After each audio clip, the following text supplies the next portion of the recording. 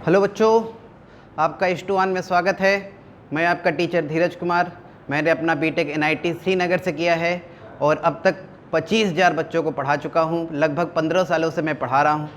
बहुत सारे मेरे बच्चे इस समय IIT से या NIT से बीटेक कंप्लीट कर चुके हैं या बीटेक कर रहे हैं। अगली बारी है आपकी। आज आपको हम लोग मैथमेटिक्स शुरू करते हैं। एंजॉय करिए। ये क्वेश्चन था आपके सामने, देखिए स्क्रीन पर रहा। एक वेक्टर A, B, C तीनों गिवन है आपको। वेक्टर R इस कंडीशन को सेटिस्फाई कर रहा है। कंडीशन क्या है?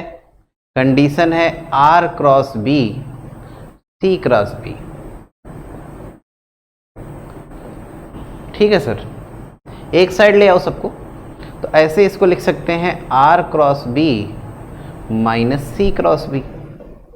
इधर आ जाएगा 0, इसको उधर ले गए। इसको देखो फर्दर ऐसे लिख सकते हैं R minus C cross B equal to 0। आपको बताए थे क्रॉस प्रोडक्ट में डिस्ट्रीब्यूट होता है ऐसे, R cross B minus C cross B, वही आ जाएगा। सही है सर। और एक बात और आपको बताए थे कि दो वेक्टर का अगर क्रॉस प्रोडक्ट 0 रहे तो ये तब होता है जब दोनों एक दूसरे के पैरेलल हो, और दो वेक्टर अगर एक दूसरे के पैरेलल हो तो एक दूसरे का होता है लैम्डा टाइम्स। तो R माइनस C को लिख सकते हैं लैम्डा भी। तो R वेक्टर देखो आपको मिल गया C प्लस लैम्डा B।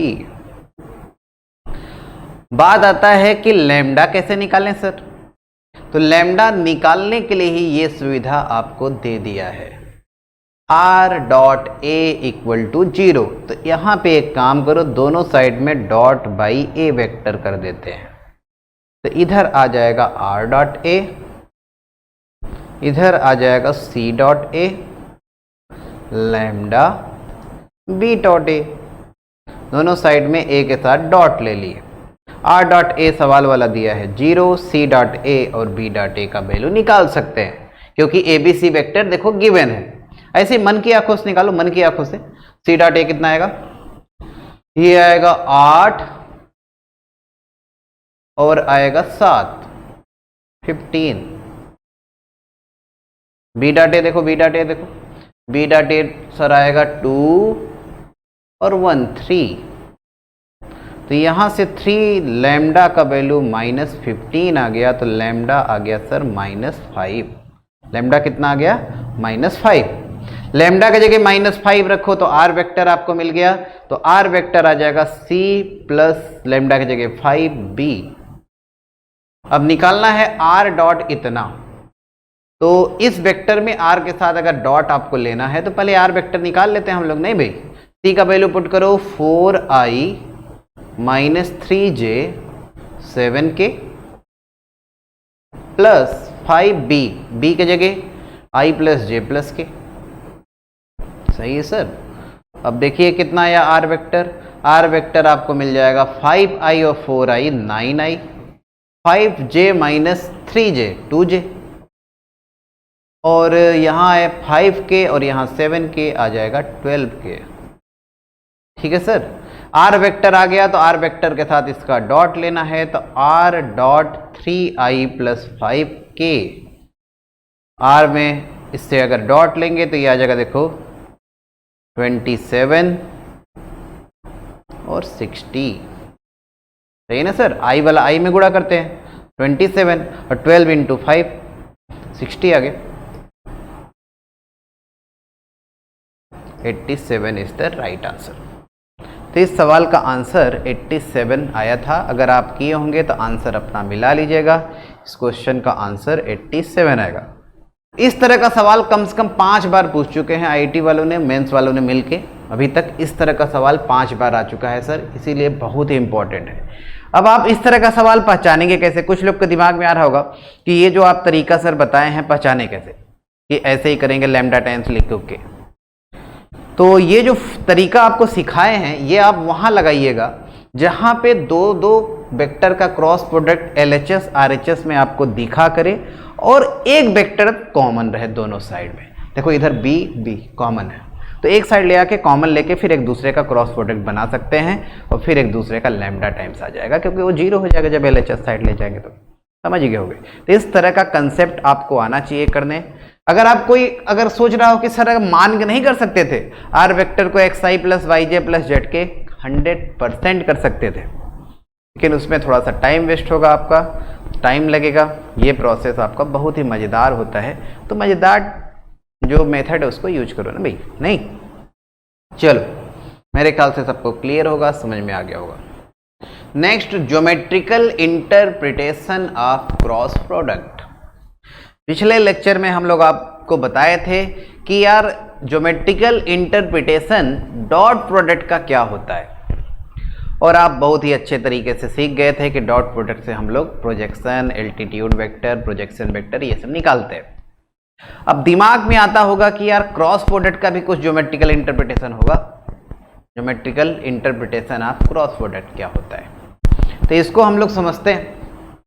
अच्छा ये बताओ, पहले ट्रिग्नोमेट्री का बात आपको समझा देते हैं, बेसिक बात है ट्रिग्नोमेट्री का।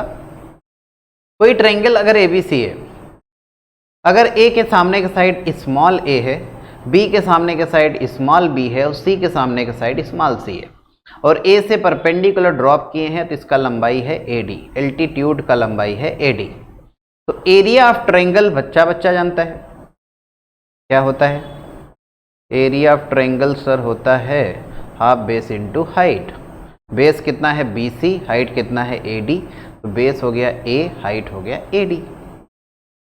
सही बात है भाई। अब इस ट्रायंगल से आप देखिए, अगर ट्रायंगल ABD में अगर हम लोग देखें, ट्रायंगल ABD में साइन B का वैल्यू अगर आप लिखना चाहेंगे तो ये लिखेंगे परपेंडिकुलर अपॉन हाइपोटेनस, मतलब AD बाई C लिखेंगे।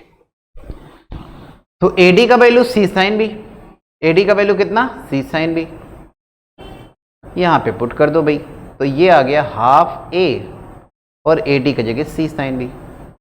तो ये होता है एरिया ऑफ ट्रायंगल, इसे रिप्रेजेंट करते हैं डेल्टा से। एरिया ऑफ ट्रायंगल कैसे निकालते हैं? किसी भी ट्रायंगल का अगर आपको कोई भी दो साइड पता हो तो हाफ दो साइड उसका प्रोडक्ट इनटू उन्हीं दोनों साइड के बीच के एंगल का साइन। एरिया ऑफ ट्रायंगल क्या बताएं? हाफ कोई दो साइड लो और दो साइड जिसका आप मल्टीप्लाई कर रहे हैं उन्हीं दोनों साइड के बीच के एंगल का साइन। देखो यहाँ दो साइड लिए हैं A और C, देखो यहाँ पे A और C, तो इसके बीच का एंगल कौन है B, तो साइन B। अगर कोई कहे कि सर अच्छा है बताइए कि area of triangle half AB sine C भी होगा, हाँ होगा। दो साइड देखो AB ले रहे हो, AB बीच का एंगल AB के C, तो हाफ AB साइन C भी होगा एरिया ऑफ ट्रायंगल। अच्छा सर, अच्छा लास्ट एक और बता दीजिए कि हाफ BC साइन A भी होगा, हाँ सर वो भी होगा। तो हाफ AB साइन C बोलो, हाफ BC साइन A बोलो, हाफ AC साइन B बोलो, तीनों ही एरिया ऑफ ट्रायंगल को रिप्रेजेंट करते हैं। मतलब फाइनली आपको बताना ये चाह रहे हैं कि area of triangle half AB sine theta होता है। यहाँ थीटा एंगल दो साइड के बीच का होता है जो आप दोनों साइड लिए हैं। ठीक है सर, तो ये एरिया ऑफ ट्रायंगल हो गया। इसको देख के मन में एक लड्डू फूटा। क्या लड्डू फूटा? कि यार अगर हम लोग BC वेक्टर को A वेक्टर मान लें, ये जो BC साइड है उसके एलोंग जो वेक्टर है A वेक्टर मान लें, और AB वेक्टर को C वेक्टर मान लें, AB वेक्टर को C वेक्टर मान लें, तो हम लोग ये सीखे हैं कि दो वेक्टर का क्रॉस प्रोडक्ट, अगर आपको A वेक्टर और C वेक्टर का क्रॉस प्रोडक्ट लेना हो तो क्या लेंगे? A क्रॉस C का वैल्यू लिखते हैं A का मॉड C का मॉड साइन थीटा। थीटा मतलब A और C के बीच का एंगल। तो यहाँ A और C के बीच का एंगल B है, तो आप आसानी से लिख सकते हैं हाफ AC साइन B। नहीं, हाफ AC साइन B नहीं, वो तो हाफ AC साइन B तो एरिया है। A क्रॉस C का मॉड का वैल्यू AC साइन B होगा। नहीं सर, अच्छा मतलब आप कहना ये चाह रहे हैं सर कि BC को अगर A वेक्टर लें, AC को AB को C वेक्टर लें, तो A क्रॉस C अगर लिखना हो या C क्रॉस A लिखना हो इसका मॉड, तो ये लिखेंगे AC साइन थीटा, और दोनों देखो बाहर निकल रहे हैं एंगल साइन B। हाँ यही कहना चाह रहे हैं, और A का मॉड का मतलब A ही होता है भाई, तो ये AC साइन B हो गया।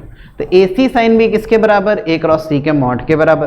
तो AC साइन B किसके बराबर? ए क्रॉस सी के मॉड के बराबर। तो एरिया ऑफ ट्रायंगल का ये फॉर्मूला वेक्टर द्वारा देखो बना सकते हैं, हाफ ए क्रॉस सी के मॉड के बराबर। फाइनली मैं आपसे जो कहना चाह रहा हूं वो सुने। वेक्टर से अगर आपको किसी ट्रायंगल का एरिया निकालना है तो ट्रायंगल का कोई भी दो साइड के अलोंग वेक्टर बना लो, हाफ दोनों के क्रॉस प्रोडक्ट का मॉड ले लो, वही होता है area of triangle by vector method. सही है सर, उम्मीद है सबको यहां तक बात क्लियर होगा। आगे बढ़ते हैं। एरिया ऑफ ट्रायंगल जो अभी मैं आपको ट्रिग्नोमेट्री द्वारा सिखा रहा था और ये वेक्टर द्वारा भी आपको सिखा दिए, वही बात बस आ गया है फिर से। Area of triangle, area of triangle पहले पिछले लेक्चर में एक बात हम लोग किए थे, वेक्टर एरिया क्या होता है। वेक्टर एरिया कोई भी अगर एक क्लोज फिगर है जो ओवरलैप नहीं करना चाहिए, जैसे ऐसा नहीं, ऐसा क्लोज फिगर नहीं, ये देखो ओवरलैप कर गया, कोई भी क्लोज फिगर है, जैसे ये देखो ये सब क्लोज फिगर है, इसका बात नहीं कर रहा है। कोई भी अगर क्लोज फिगर है, जैसे ये मान लो एबीसी ट्रायंगल है, सही सर, ये वेक्टर है ए, ये वेक्टर है सी। ए क्रॉस सी अगर लेंगे तो कहां जा रहा है, बाहर। ए क्रॉस सी कहां जा रहा है, बाहर। अभी हम लोग सीखे थे कि एरिया ऑफ ट्रायंगल होता है हाफ ए क्रॉस सी का मॉड। तो अगर आपसे कोई कहे कि vector area of triangle ABC बताओ, vector area of triangle ABC of triangle, vector area of triangle ABC, ये क्या बताएंगे, half A cross C. Vector area मतलब वेक्टर आंसर देगा। अरे यार कोई भी क्वांटिटी अगर वेक्टर है और उसका आपको मैग्नीट्यूड निकालना है तो उसका मॉड ले लेंगे। तो वेक्टर एरिया अगर बात ना करें, सिर्फ एरिया के बात करें, मैग्नीट्यूड का बात करें, तो क्या बताए थे आप, हाफ ए क्रॉस सी का मॉड बताए थे। और वेक्टर एरिया का बात करेंगे तो मैग्नीट्यूड हटा दो, हाफ ए क्रॉस सी, तो हाफ ए क्रॉस सी इसका वेक्टर एरिया हो जाएगा। और वेक्टर द्वारा हम लोग दो एरिया को जोड़ सकते हैं, लेकिन जोड़ने के लिए बस इतना ध्यान रखिएगा कि उसका डायरेक्शन सेम होना चाहिए। जैसे अगर ए क्रॉस सी का डायरेक्शन देखेंगे तो कहां जा रहा है, प्लेन के बाहर। अगर कोई और दूसरा एक मान लो एक यहां पे और कुछ बना दिए, जैसे क्वाड्रिलेटरल बना दिए, तो देखो दो ट्रायंगल है, इस ट्रायंगल के एरिया इस ट्रायंगल के एरिया आप जोड़ सकते हैं। बेसिकली वेक्टर एरिया जोड़ सकते हैं, लास्ट में फिर मैग्नीट्यूड लेने के लिए मॉड लगा देना, लेकिन डायरेक्शन सेम रखते हुए जोड़ेंगे। डायरेक्शन उल्टा करोगे तो हो जाएगा गड़बड़, क्योंकि बाद में आपको दोनों का सम निकालना है, डिफरेंस नहीं निकालना है। दोनों का वेक्टर एरिया जोड़ेंगे तो पूरे का आएगा, तो डायरेक्शन सेम रखते हुए जोड़ना, ठीक। ये आगे अभी क्वाड्रिलेटरल के एरिया जब निकालेंगे तो उसको समझाएंगे, वेक्टर एरिया से ही हम लोग क्वाड्रिलेटरल का एरिया निकालते हैं। तो ये वेक्टर एरिया हो गया। और बाद में फिर एरिया तो आपको बता ही दिए, एरिया ऑफ ट्रायंगल एबीसी अगर आपको लिखना है तो हाफ ए क्रॉस सी का मॉड होता है सर। ये आया कहां से, आया ट्रिग्नोमेट्री से ही है। कहां से आया है, बेसिक से। बेसिक मतलब बेसिक ट्रिग्नोमेट्री से। चलो आगे बढ़ते हैं। एरिया ऑफ पैरेललोग्राम, एक पैरेललोग्राम है जिसका अगल बगल वाला एडजेसेंट साइड आपको गिवन है। जैसे ये दिया है ए वेक्टर, ये दिया है बी वेक्टर, ठीक है सर। इस पैरेललोग्राम का आपको एरिया निकालना है, ठीक। इसको मिलाओ, अगर ये ए वेक्टर है तो आराम से ये बता सकते हैं कि ये भी ए वेक्टर होगा, अगर ये बी वेक्टर है तो ये भी बी वेक्टर होगा सर।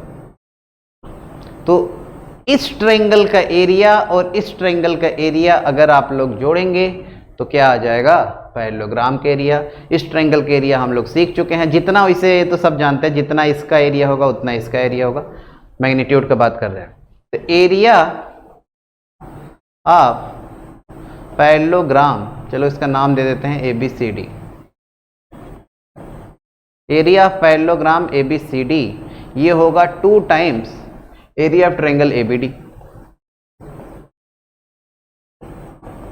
सही ना सर, जितना इस ट्रायंगल का एरिया होगा उतना इसका होगा, तो एक का निकाल के डबल कर देते हैं। तो ये कितना आ जाएगा, 2 टाइम्स ABD के एरिया। अभी हम लोग सीखे थे हाफ अगल बगल वाले साइड का क्रॉस प्रोडक्ट, तो ये होगा हाफ मॉड में A क्रॉस B। 2 से 2 हो जाएगा कैंसिल, मतलब ये आ जाएगा A क्रॉस B का मॉड। तो पैरेललोग्राम का जो एरिया होता है वो होता है एडजेसेंट साइड, अगल बगल वाला जो साइड है इसके क्रॉस प्रोडक्ट के मॉड के बराबर। सही सर, पैरेललोग्राम का जो एरिया होता है वो क्या होता है, ए क्रॉस बी का mod. Clear. Area of quadrilateral, quadrilateral का मतलब कोई भी क्वाड्रिलेटरल, वो स्क्वायर भी हो सकता है, पैरेललोग्राम भी हो सकता है, कुछ भी हो सकता है, कोई भी ट्रेपेजियम हो सकता है या कोई आर्बिट्री क्वाड्रिलेटरल हो सकता है, कुछ भी। जैसे ये कुछ भी बना देते हैं, चलो मान लो ये कुछ है,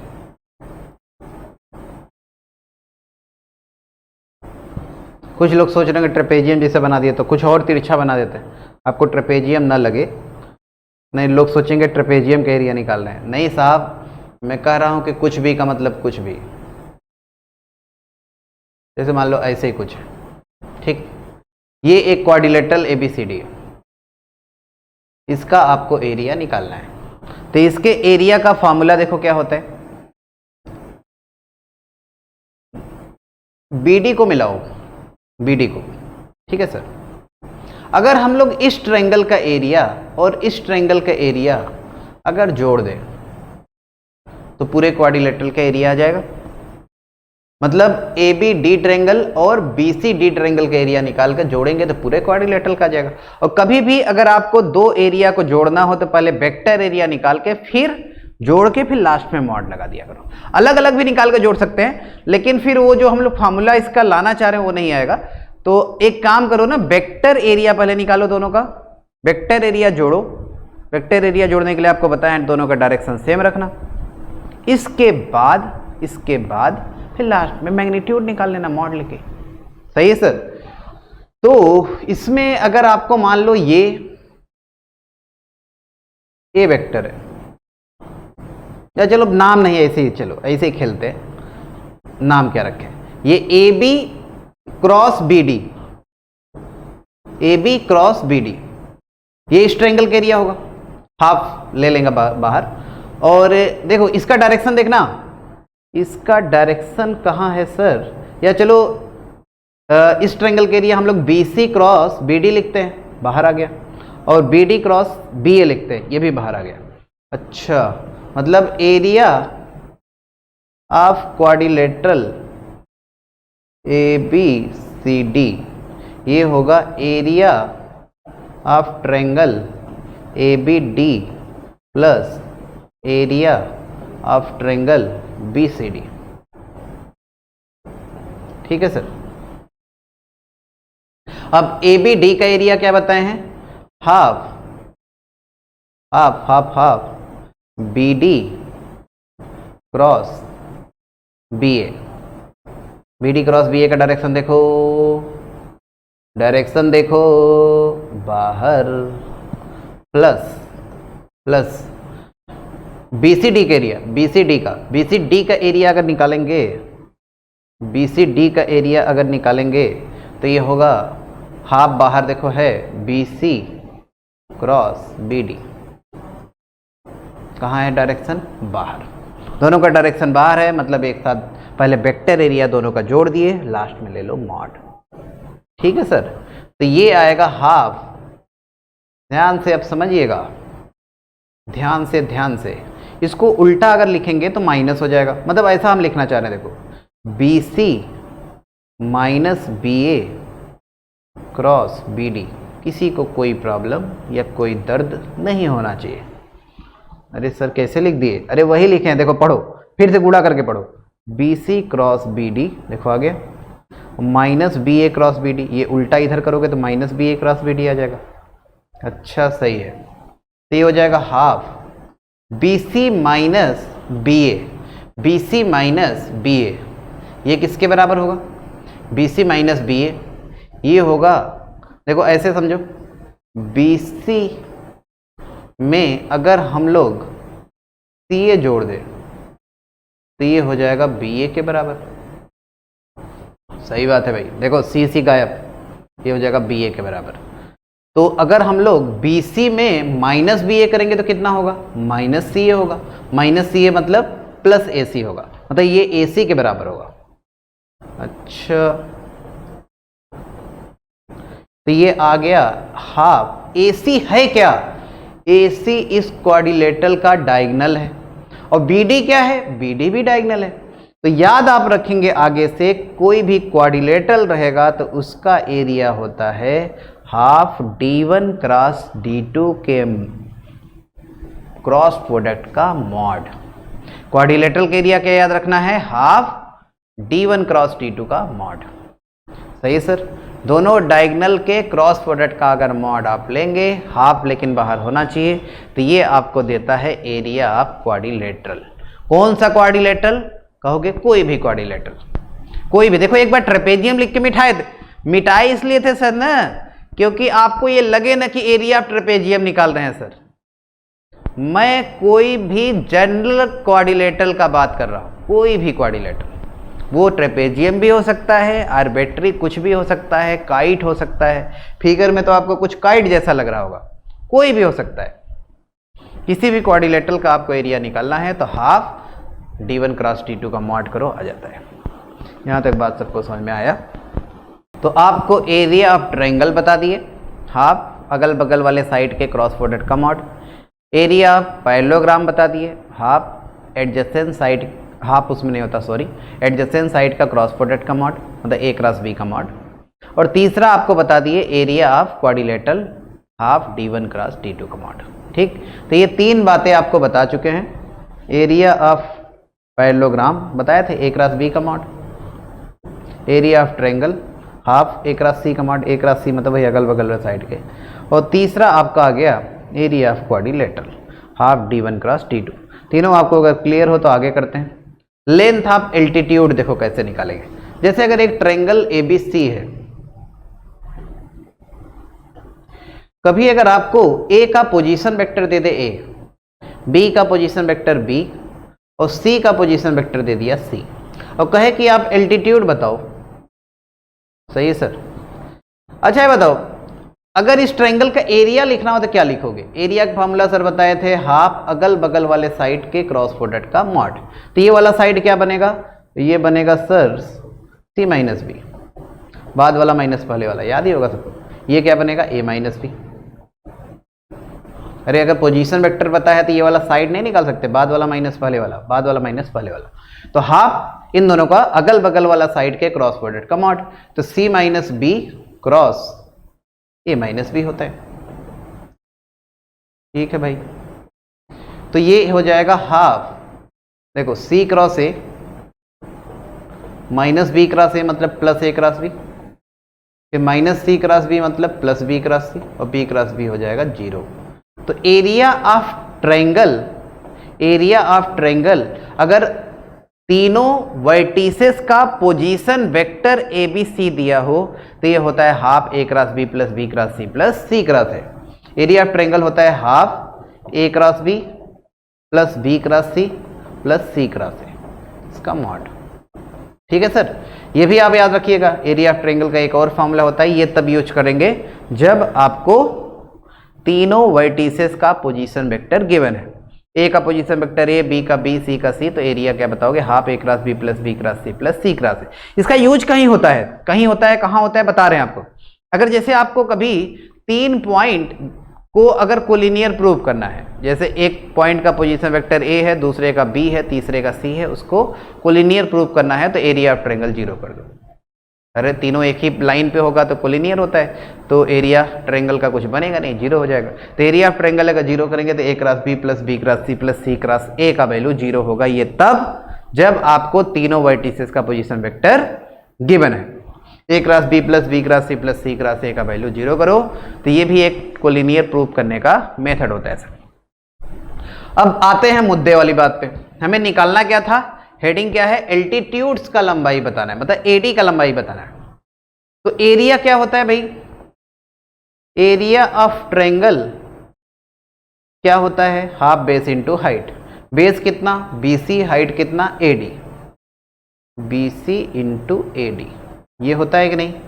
तो एरिया ऑफ ट्रायंगल अभी हम लोग पढ़े हैं half A cross B, B cross C, C cross A,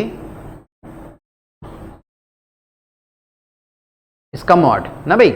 इधर है हाफ, BC कितना है, BC है C माइनस बी वेक्टर था तो BC का लंबाई इसका मॉड हो जाएगा, मतलब C माइनस बी या B माइनस सी, जो आपको लिखना है, मॉड में कोई फर्क नहीं पड़ता, इंटू AD। तो यही एल्टीट्यूड AD ही तो निकालना है, हाफ से हाफ कैंसिल, तो एल्टीट्यूड जो AD होगा इसका वैल्यू होगा A cross B plus B cross C plus C cross A, इसका मॉड, नीचे मॉड में B माइनस सी चाहे C माइनस बी लिखो, दोनों सही है। तो ये होता है लेंथ ऑफ एल्टीट्यूड का फॉर्मूला। अगर कोई कहे कि सर दूसरा एल्टीट्यूड हम निकालना चाह रहे हैं, AD नहीं निकालना चाह रहे, हम B से परपेंडिकुलर डालेंगे, अब बताइए आप कितना होगा, B कितना होगा। तो देखो सर एरिया तो वही रहेगा, हाफ बेस इंटू हाइट, बस हर बार बदलेगा। बदलेगा क्या मतलब, बेस का नाम और हाइट का नाम बस बदलेगा। जैसे अगर आप ये वाला लेंथ लिखना चाह रहे हैं तो ये वाला वेक्टर क्या बनेगा, A माइनस सी, लेंथ क्या होगा, A माइनस सी का मॉड, तो यहाँ A माइनस सी का मॉड आ जाएगा। एरिया ऑफ ट्रायंगल देखो ये भी होगा, हाफ बेस, बेस होगा AC, हाइट होगा P, तो AC का वैल्यू यहाँ A माइनस सी लिख दो और हाइट के जगह B लिख दो, तो B का वैल्यू कितना आ जाएगा, A cross B plus B cross C plus C cross A का मॉड, नीचे A माइनस सी का मॉड। तो उसी तरह B निकाल सकते हैं, तीसरा एल्टीट्यूड CF भी निकाल सकते हैं। तो ये तीनों एल्टीट्यूड को निकालने का तरीका होता है, या एल्टीट्यूड का कहो तो फॉर्मूला होता है सर। क्लियर हो गया सारे बातें कि नहीं भाई, एक एक बात आपको क्लियर होना चाहिए, कोई बात किसी को कोई प्रॉब्लम तो पूछ सकते हैं। चलो आगे करते हैं, एक एग्जाम्पल ट्राई करें, बहुत ही अच्छा एग्जाम्पल है, सभी लोग ट्राई करो, क्वेश्चन लिखो।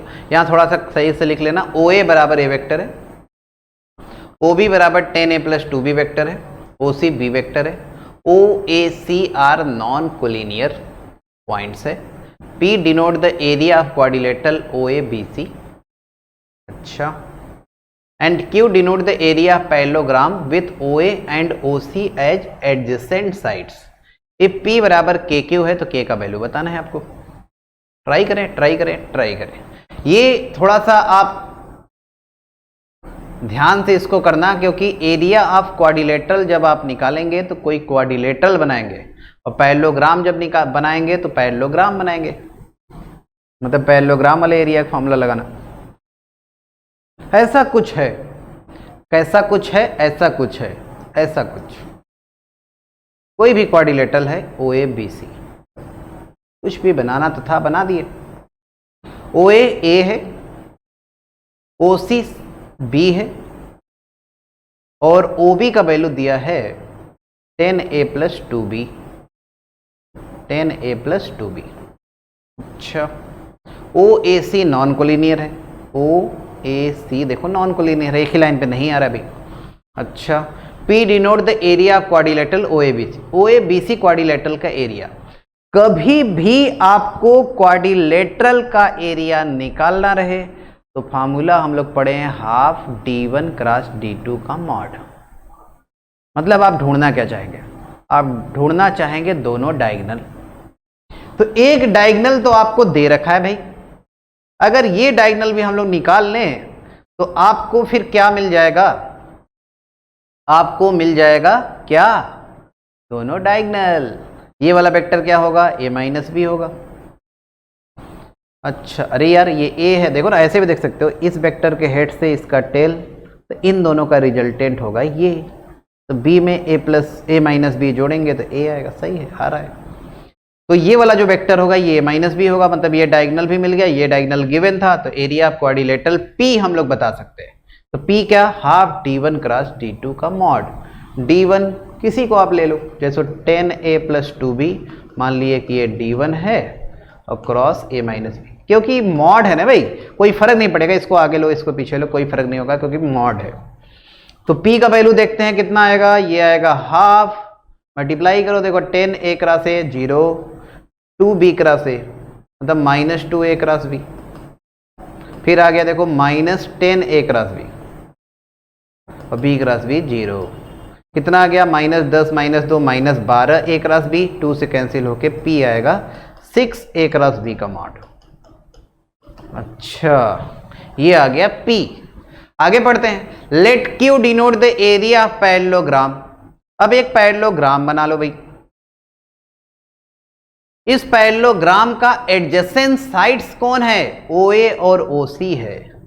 OA और OC एडजेसेंट साइड है। OA कितना दिया है? A, OC कितना है? B, तो ये एडजेसेंट साइड है। तो इसका एरिया कह रहा है कि Q है। तो आपको बता चुके हैं कि अगर A और B पैरेललोग्राम का एडजेसेंट साइड हो तो पैरेललोग्राम का एरिया A क्रॉस B का मॉड होता है। ठीक है सर ना? तो इसका मतलब सर कि यही Q है। हाँ यही Q है। तो P बराबर अब देखो क्या लिख सकते हैं हम लोग, ये है Q, तो 6Q, P बराबर 6Q, और दिया है P बराबर KQ, तो K का वैल्यू कितना? 6। तो इस सवाल का आंसर कितना बताएंगे आप? 6 के बराबर। आसान है, सबसे बनना चाहिए। समझ में आया सबको? Clear to all. कभी भी आपको अगर क्वाड्रिलेटरल का एरिया लिखना रहे तो हमेशा दोनों डायगोनल ढूंढना। अब ये नहीं कि क्वाड्रिलेटरल के area half D1 cross D2 से ही निकालना है। आपको ये नहीं करना है कि पैरेललोग्राम उसे मान ले क्वाड्रिलेटरल को अपने से, ना ना ना। क्वाड्रिलेटरल है भाई, क्वाड्रिलेटरल का area half D1 cross D2 से ही निकालते हैं। उसके लिए अगल बगल वाले साइड का कोई मतलब नहीं होता, तो उसका आप यूज भी नहीं करेंगे। डायरेक्ट आप सोचा करो डायगोनल के बीच में। और पैरेललोग्राम के एरिया तो समझे गए, वो हाफ उसमें नहीं होता, सॉरी बार बार हाफ दिमाग में आ रहा है, एडजेसेंट साइड के क्रॉस प्रोडक्ट का मॉड। अब हम लोग देखेंगे product of 3 vector. Product of 3 vectors, 3 vector का अगर आपको प्रोडक्ट लेना है तो ये भी 2 तरीके से होता है। जैसे 2 वेक्टर का प्रोडक्ट 2 तरीके से, स्केलर प्रोडक्ट और क्रॉस प्रोडक्ट जो बताए थे वेक्टर प्रोडक्ट, 2 तरीका होता था 2 वेक्टर का प्रोडक्ट लेने का, डॉट प्रोडक्ट और क्रॉस प्रोडक्ट। 3 वेक्टर का भी 2 तरीका होता है प्रोडक्ट लेने का, 3 वेक्टर का। एक होता है सर स्केलर ट्रिपल प्रोडक्ट और दूसरा होता है वेक्टर ट्रिपल प्रोडक्ट। तो प्रोडक्ट ऑफ 3 वेक्टर 2 टाइप के होते हैं, स्केलर ट्रिपल प्रोडक्ट, बहुत इंपॉर्टेंट होता है दोनों ही, स्केलर ट्रिपल प्रोडक्ट भी वेक्टर ट्रिपल प्रोडक्ट भी। तो पढ़ते हैं STP, स्केलर ट्रिपल प्रोडक्ट, सही। दूसरा होता है वेक्टर ट्रिपल प्रोडक्ट।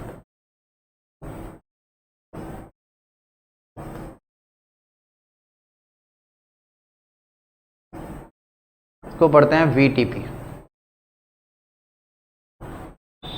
इसका चेहरा कुछ इस तरह का आपको दिखेगा, A dot B cross C। इसको स्केलर ट्रिपल प्रोडक्ट क्यों बोलते हैं? क्योंकि 3 वेक्टर का देखो प्रोडक्ट ले रहे हैं, मतलब प्रोडक्ट ऑफ 3 वेक्टर और आंसर स्केलर नंबर आए। Product of 3 vector answer scalar आए तो उसको STP बोलते हैं, स्केलर ट्रिपल प्रोडक्ट। देखो आंसर स्केलर नंबर ही आएगा, ये वेक्टर है, ये वेक्टर है, 2 वेक्टर का डॉट प्रोडक्ट स्केलर नंबर आएगा, इसीलिए इसका नाम पड़ा है स्केलर ट्रिपल प्रोडक्ट। अगर इसी को ऐसे लिखें A cross B cross C, तो ये एक वेक्टर है, ये दूसरा वेक्टर है, 2 वेक्टर का क्रॉस प्रोडक्ट लेने पे वेक्टर क्वांटिटी आता है, इसीलिए इसको कहते हैं वेक्टर ट्रिपल प्रोडक्ट। समझ गए दोनों बात? 2 वेक्टर का प्रोडक्ट आपको करने आता है तो 3 वेक्टर का प्रोडक्ट भी आप कर सकते हैं बहुत ही आसानी से। चलो एक एक करके हम लोग देखेंगे। पहले स्केलर ट्रिपल प्रोडक्ट के विषय में देखते हैं। स्केलर ट्रिपल प्रोडक्ट क्या होता है? Definition, if ABC are 3 vectors then their scalar triple product is defined as the dot product of 2 vectors A and B cross C। A vector और B cross C vector का जो dot product होता है इसे scalar triple product define करते हैं हम लोग। क्या बताए हैं? 3 वेक्टर ABC का प्रोडक्ट ऐसा कैसा कि हम लोग A वेक्टर और B क्रॉस C वेक्टर का डॉट प्रोडक्ट लें तो उसको फिर बोल देते हैं स्केलर ट्रिपल प्रोडक्ट। ठीक है बच्चे लोग?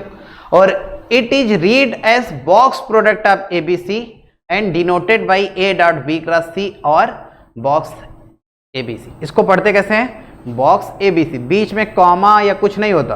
अगर कंप्यूटर आप चलाते हैं तो ऐसे होता है A vector space B vector space C vector और बॉक्स में, इसीलिए इसको पढ़ते हैं बॉक्स ABC ऐसे। तो A dot B cross C, A dot B cross C या इसी का दूसरा नाम होता है बॉक्स ABC। दोनों का नाम बस पढ़ने में अंतर है। ए डॉट बी क्रॉस सी बोलो चाहे बॉक्स ए बी सी बोलो, दोनों का मतलब एक ही होता है। पढ़ने में बस आपको लग रहा है कि यार ये तो, इसको भी स्केलर ट्रिपल प्रोडक्ट कहते हैं, इसको भी कहते हैं, और दोनों का वैल्यू बराबर ही होता है। सही ना sir? A dot B cross C बोलो चाहे बॉक्स ए बी सी बोलो, बराबर है। और एक बात और राज का बात आपको बताएंगे अभी, ए डॉट बी क्रॉस सी बोलो चाहे ए क्रॉस बी डॉट सी बोलो, दोनों का वैल्यू बराबर ही होता है। मतलब स्केलर ट्रिपल प्रोडक्ट में डॉट और क्रॉस को इंटरचेंज कर सकते हैं। इन स्केल, अपने कॉपी में कहीं एक नोट ऊपर लिख के लिख लेना, in scalar triple product position of dot and cross are interchangeable. In scalar triple product position of dot and cross are interchangeable. मतलब देखो यहां हुआ क्या है कलाकारी, यहां डॉट की जगह क्रॉस आ गया, मतलब ए क्रॉस बी, फिर यहां डॉट सी, बन गया वही बात। तो ये तीनों ही आपस में बराबर होते हैं। और इसका वैल्यू अगर आपको लिखना है, देखो दो वेक्टर का डॉट प्रोडक्ट, बस सोचो इसको, अगर ए डॉट बी रहता था तो क्या लिखते थे, ए बी कॉस थीटा। तो उसी तरह इसको सोचो, ए डॉट बी क्रॉस सी, इसको क्या लिखेंगे, ए बी कॉस थीटा, जहां ए की जगह ए है, बी की जगह बस बी क्रॉस सी है और कॉस थीटा। अच्छा ऐसा सर? हाँ ऐसा। अब देखो ए का मॉड ऐसे रहने दो, अब बी क्रॉस सी का मॉड भी हम लोग जानते हैं, बी क्रॉस सी का मॉड कितना होता है, B C sine alpha, B C sine alpha और cos theta.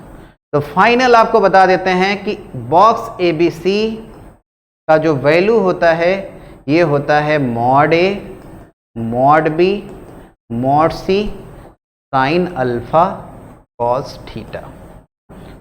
Box A B C का वैल्यू होता है mod A mod B mod C sine alpha cos theta.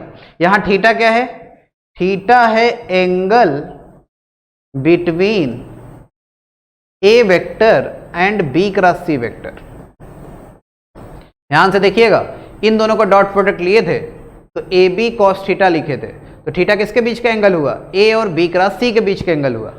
अच्छा, और इसको देखो हम लोग लिखे हैं बी सी साइन अल्फा, मतलब अल्फा किसके बीच का एंगल हुआ, बी और सी के बीच। तो यहां अल्फा क्या है, angle between B vector and C vector. ये छोटी छोटी बातें हैं, ये आपको पता होना चाहिए, यहां तक आप नोट करें। एक बात दिमाग में आ रहा है, अब दिमाग में आ रहा है तो पूछ लेते हैं।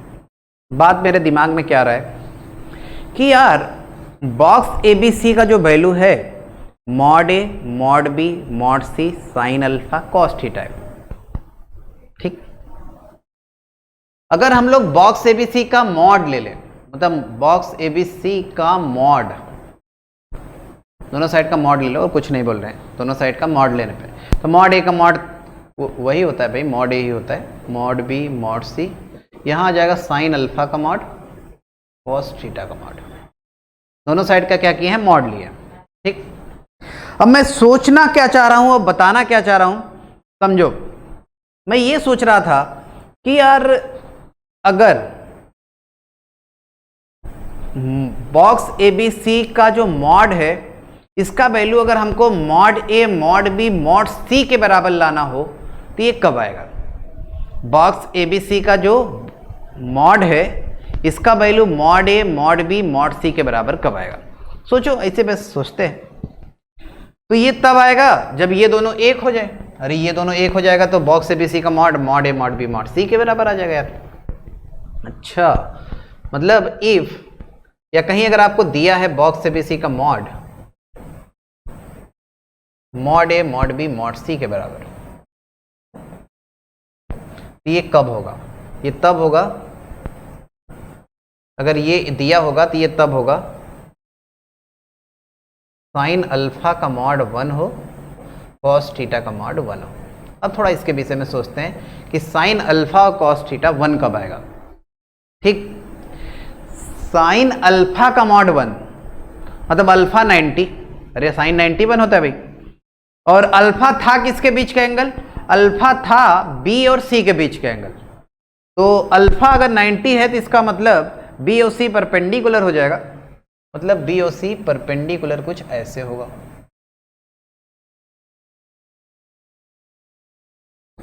अगर अल्फा 90 रहेगा तब, मतलब साइन अल्फा का मॉड 1 तब आएगा जब अल्फा क्या हो 90 हो।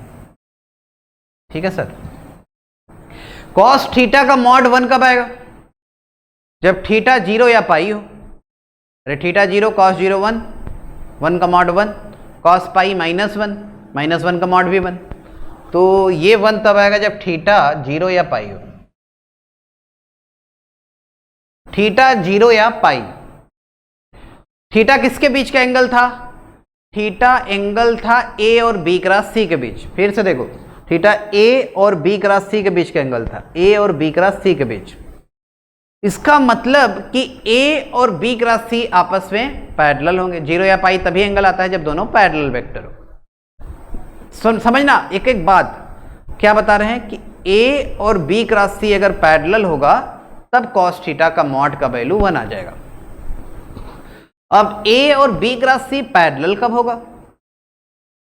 ए और बी क्रॉस सी पैरेलल कब होगा? बी क्रॉस सी क्या होता है? बी क्रॉस सी ऐसा वेक्टर होता है जो बी और सी दोनों के परपेंडिकुलर हो। बी क्रॉस सी बी और सी दोनों के परपेंडिकुलर वेक्टर होता है और ए उसके पैरेलल है। इसका मतलब ए भी क्या होगा? ए भी बी और सी दोनों के परपेंडिकुलर होगा।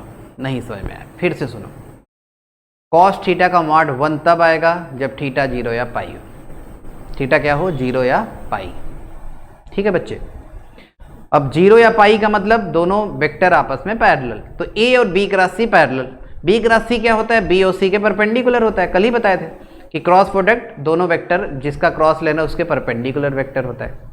तो बी क्रॉस सी बी और सी दोनों के परपेंडिकुलर होगा और ए उसके पैरेलल है, इसका मतलब ए भी परपेंडिकुलर होगा भाई। तो ए वेक्टर बी और सी दोनों के परपेंडिकुलर आ गया, मतलब ए भी ऐसे कुछ होगा, बी और सी दोनों के परपेंडिकुलर। ये परपेंडिकुलर बी और सी के दोनों के परपेंडिकुलर था और बी और सी आपस में भी परपेंडिकुलर था। तो देखो बहुत ही इंपॉर्टेंट पॉइंट आ गया कि बॉक्स ए बी सी का mod A mod B mod सी के बराबर तभी होगा जब तीनों वेक्टर आपस में म्यूचुअली परपेंडिकुलर हो। एक बार आईटी वाला ने यह सवाल पूछा था, जो मैं भी दिया हूं, यही पूछा था, ऐसा दिया था, इफ इतना बराबर इतना देन ऑप्शन में इसे लिखा था। तो उसमें वो वाला ऑप्शन सही था जिसमें ए डॉट बी बराबर बी डॉट सी बराबर सी डॉट ए बराबर 0 दिया था। अरे ए डॉट बी 0 मतलब A B perpendicular, B dot C 0 मतलब B C perpendicular, C dot A मतलब ए सी परपेंडिकुलर। तो वही तो बात बता रहा हूं आपको कि बॉक्स ए बी सी का जो मॉड है ये mod A mod B mod सी तभी होगा जब तीनों वेक्टर आपस में म्यूचुअली परपेंडिकुलर। एक बात और बता दो, अगर तीन वेक्टर म्यूचुअली परपेंडिकुलर हो और तीनों यूनिट वेक्टर हो, तीन वेक्टर अगर म्यूचुअली परपेंडिकुलर हो और तीनों यूनिट वेक्टर हो, तो बॉक्स एबीसी का वैल्यू क्या होगा? तब बॉक्स एबीसी का वैल्यू क्या होगा? तीनों म्यूचुअली परपेंडिकुलर वेक्टर होने का मतलब ये दोनों 1 हो जाएगा, तो बॉक्स एबीसी का mod A mod B mod सी आएगा। अब तीनों वेक्टर यूनिट वेक्टर भी है तो mod A mod B mod सी तीनों का वैल्यू हो जाएगा 1, तो बॉक्स एबीसी के मॉड का वैल्यू 1 मतलब बॉक्स एबीसी बराबर ±1। आप नोट करके एक पॉइंट और कहीं लिख लीजिएगा, if 3 mutually perpendicular unit vector, if 3 mutually perpendicular unit vector are given, if 3 mutually perpendicular unit vector are given, then their box product will be equal to ±1, will be equal to ±1. If 3 mutually perpendicular unit vectors are given, then their box product will be equal to ±1, क्योंकि mod है, mod हटाएंगे तो +-1 आएगा। इतना बात आपको समझ में आ गया? तो एक दो सवाल इसका कर लेते हैं। पहला सवाल देखिए आपके सामने रहा ये, given v vector 2i + j - k, w vector i + 3k है, यहाँ कॉमा दे देना या कॉमा ही दो, u is a unit vector, then maximum value of box product VWU क्या आएगा? ट्राई करो सभी लोग। इसको अच्छा पढ़ेंगे क्या? आप तो समझ गए ना। इसको अगर आपको लिखना है तो इसको लिख सकते हैं V × W.U, या किसी को मन है तो ये भी लिख सकते हैं, लेकिन ये लिखने से उतना मज़ा नहीं आएगा, जो मैं चाह रहा हूँ वो नहीं होगा। तो ऐसे ही लिखो, ज़्यादा सही है। दोनों ही सही है, ये आपके ऊपर है, चाहे ये लिखो चाहे ये लिखो, क्योंकि डॉट और क्रॉस का पोजीशन आपको बताया थे इंटरचेंजेबल होता है। ठीक है सर, चलो यही लिखते हैं जो लिखे हैं।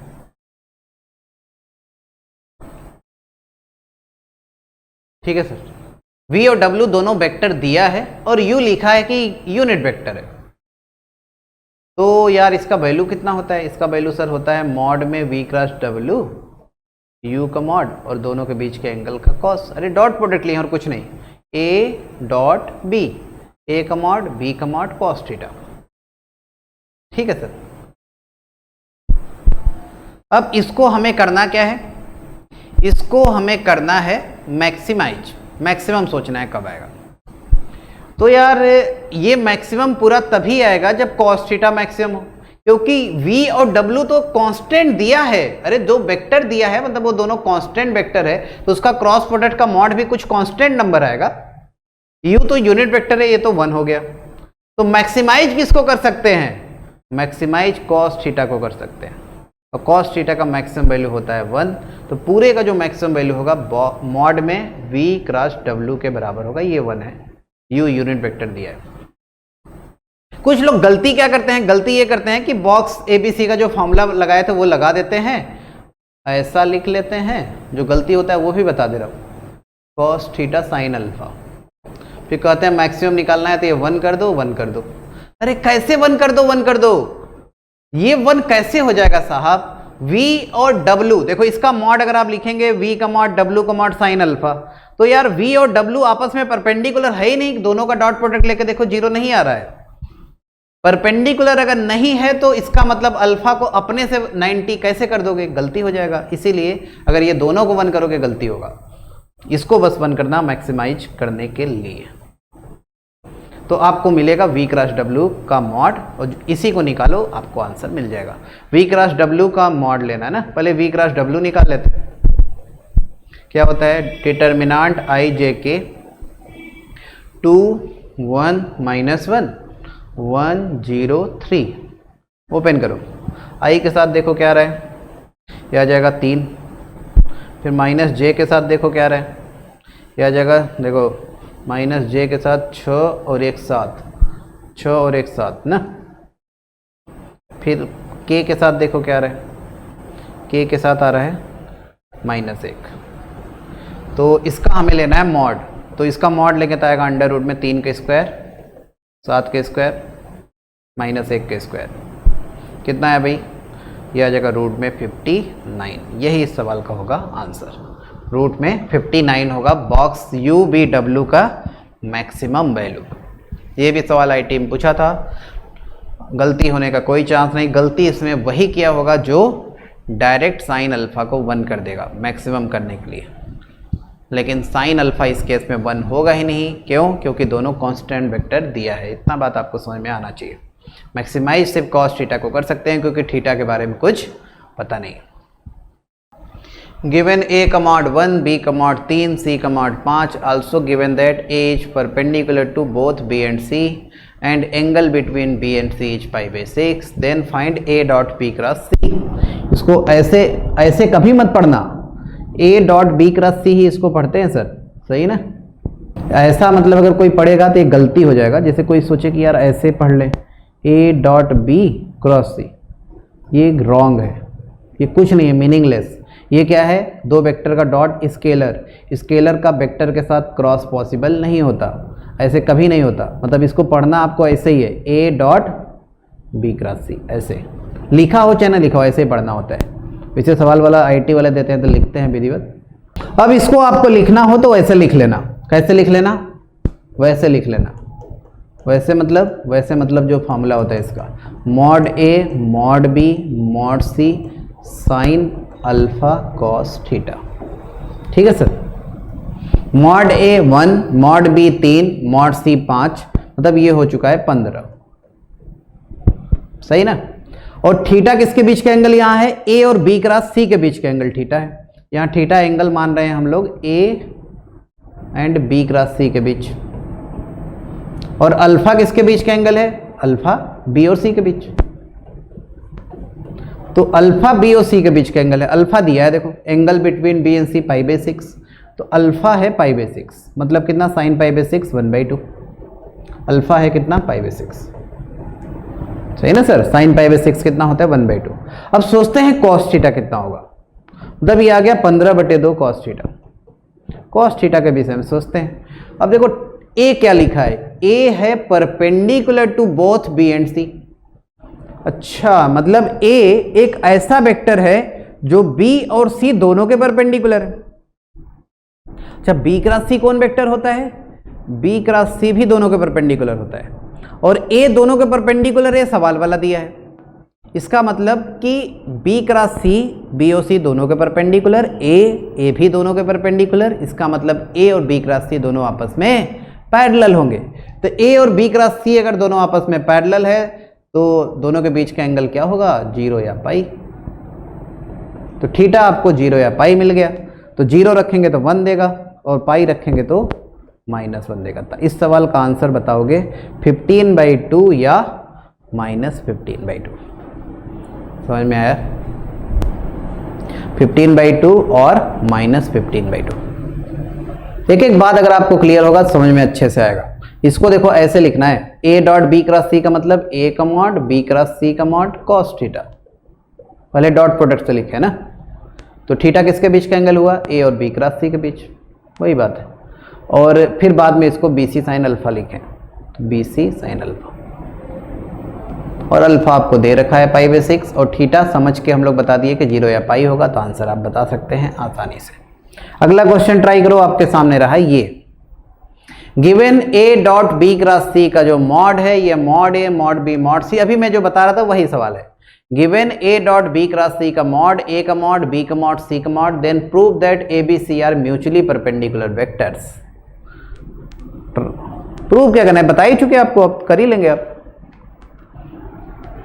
a dot B cross c का जो मॉड है, a dot B cross c का जो मॉड है ये किसके बराबर आएगा, ये आएगा mod a mod b mod c sine alpha का मॉड cos थीटा का मॉड।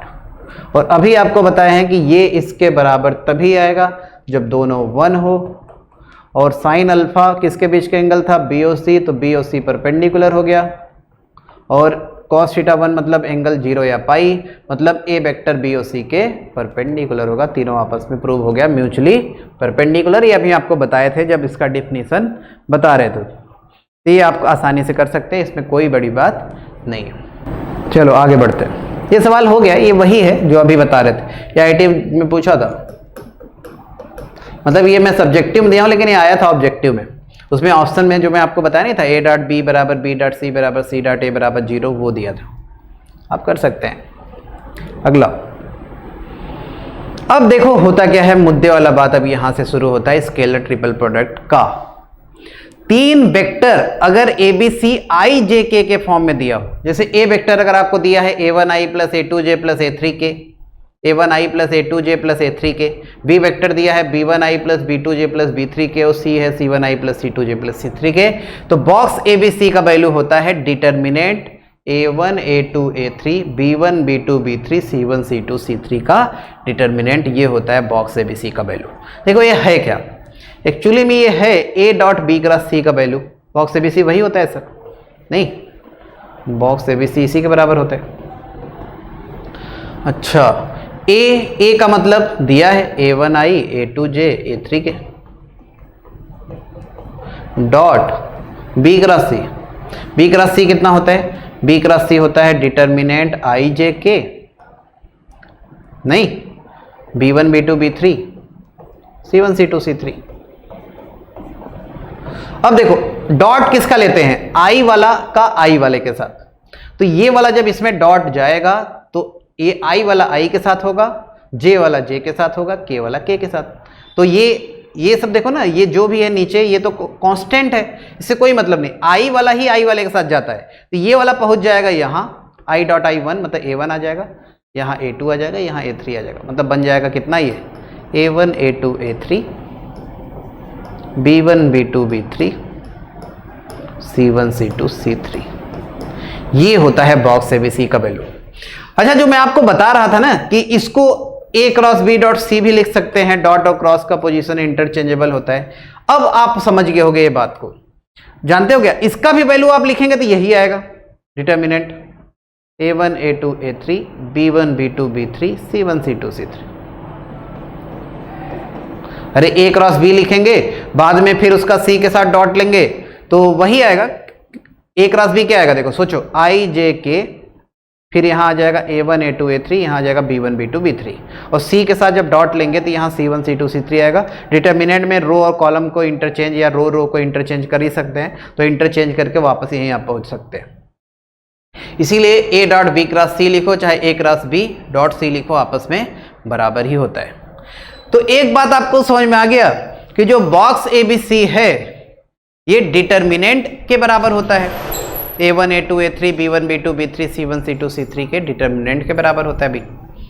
तो इसका मतलब डिटर्मिनेंट के वो सारे प्रॉपर्टी हम लोग बॉक्स ABC में लगा सकते हैं जो डिटर्मिनेंट में पढ़ते हैं। जैसे कुछ प्रॉपर्टी, रो और कॉलम को या रो को अगर 2 बार इंटरचेंज करते हैं तो सेम होता है, ऑड नंबर आप इंटरचेंज करते हैं तो माइनस होता है, याद ही होगा।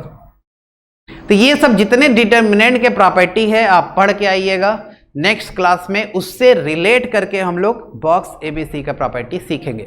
डिटर्मिनेंट का आपको प्रॉपर्टी नहीं याद रहेगा तो बॉक्स ABC का जो डिटर्मिनेंट से ही रिलेटेड प्रॉपर्टी हो आपको समझ में नहीं आएगा। तो नेक्स्ट क्लास में आप डिटर्मिनेंट का प्रॉपर्टी पढ़ के आएंगे, जो भी जितने होते हैं प्रॉपर्टी, रो को 2 रो को इंटरचेंज आपस में करते हैं तो एक दूसरे का माइनस साइन होता है, इवन नंबर आप इंटरचेंज करते हैं प्लस होता है, जितने भी होते हैं प्रॉपर्टी सारे आप पढ़ के आइएगा। नेक्स्ट क्लास में इससे रिलेटेड बॉक्स ABC का डिटर्मिनेंट से रिलेटेड जितने प्रॉपर्टी है सब आपको बताएंगे। ठीक है सर, बाकी हम लोग नेक्स्ट क्लास में करेंगे। Thank you very much. On is to on, study is always on. Concepts के बेहतर रियलाइजेशन के लिए इज टू ऑन पर बने रहिए।